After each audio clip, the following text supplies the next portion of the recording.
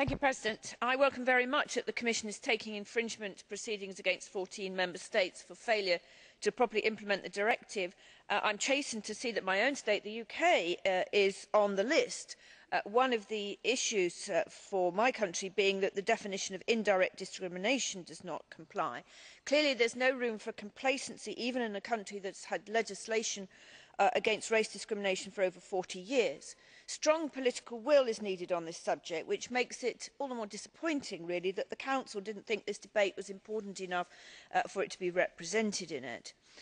I am very interested to hear the statistic quoted by Commissioner Michel that 3 out of 4 Europeans are willing that data on ethnic origin should be collected on an anonymous basis, and I welcome very much that the Commission has done a lot of work in this area in recent years and produced a guide for best practice. We have come a very long way since 1999, when I dared to put the words ethnic monitoring in my draft report on the European Year Against Racism and got whole bucket loads of objections. But I obviously agree with Mr Gobert that we have to guard carefully that ethnic and racial data collected for purposes of highlighting and fighting discrimination should not itself become a tool of discrimination through racial or ethnic profiling.